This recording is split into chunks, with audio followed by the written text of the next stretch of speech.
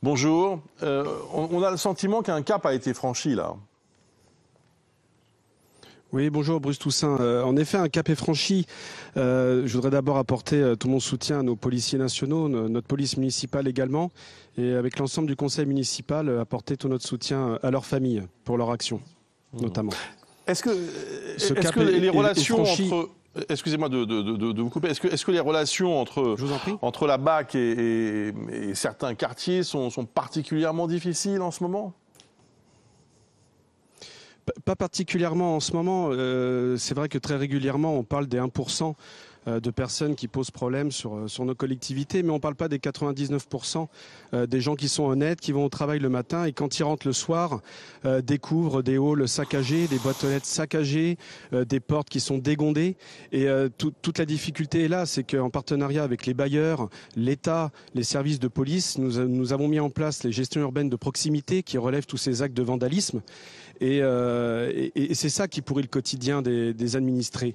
On parle d'intervention anti-drogue, mais c'est aussi tout ce qu'il y a autour, c'est-à-dire tout ce qui est saccagé au quotidien et qui pourrit le quotidien de nos administrés. Là, ce qui est particulièrement inquiétant, c'est les détails qui sont fournis sur ces tags, sur ces messages. On voit bien que on ne peut prendre que cela au sérieux, parce que ce sont des attaques personnelles et encore une fois avec beaucoup de détails. Ça vous inquiète, vous ?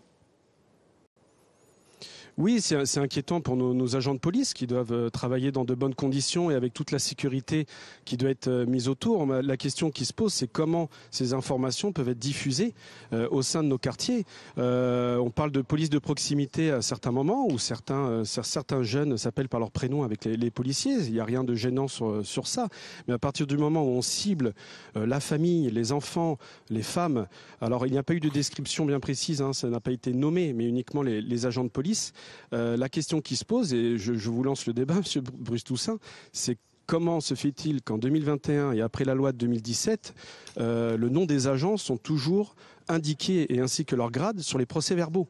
Parce que la situation est là, c'est que l'identité de nos agents sont inscrits, c'est une obligation, sur les procès-verbaux.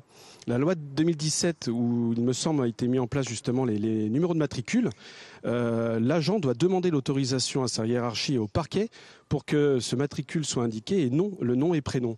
Mais malheureusement, les faits sont là. Et aujourd'hui, 90% de nos agents de police sont obligés d'indiquer leur nom et prénom. Vous demandez, vous, l'anonymat ? Mais c'est une évidence.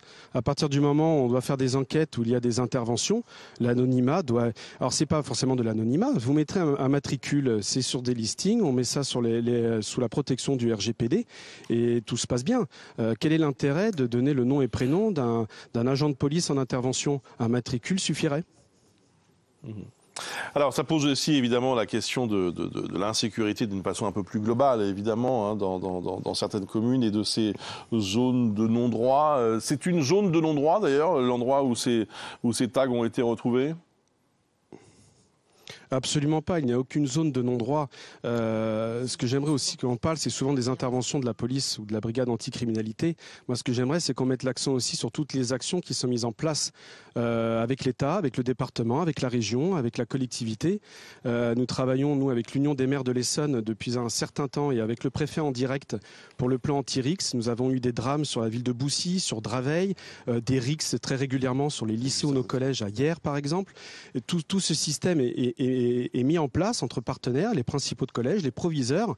Là, nous nous trouvons actuellement sur un nouveau site que nous venons d'inaugurer avec l'État et le département, pas plus tard que la semaine dernière, où nous avons regroupé tous les acteurs de l'éducation et de la prévention. Et moi, j'aimerais que l'on parle de ce qui est fait sur les communes, parce qu'on a l'impression que nous n'agissons pas. Mais c'est un travail au quotidien. On va relever un acte une fois par mois, mais on va en déminer une trentaine par mois. Et ça, j'aimerais que l'on le mette en avant. Nous avons ici, sur l'espace Pauline Kergomar à Vigneux-sur-Seine, un site où nous avons l'heure à Z de l'éducation nationale, nous avons la prévention spécialisée avec nos éducateurs, nous avons la réussite éducative, nous avons l'accompagnement l'accompagnement scolaire sur notre service jeunesse et tous ces professionnels avec psychologues également sont sur un seul et même espace, ce qui permet de suivre le jeune dès le plus jeune âge. Parce que ce qui est important aujourd'hui, c'est pas forcément la répression aujourd'hui, c'est aussi la prévention. Si nous travaillons sur nos jeunes à partir de 6 ans jusqu'à 10 ans et après au collège, on tombera peut-être pas dans cette délinquance qui est aujourd'hui immaîtrisable.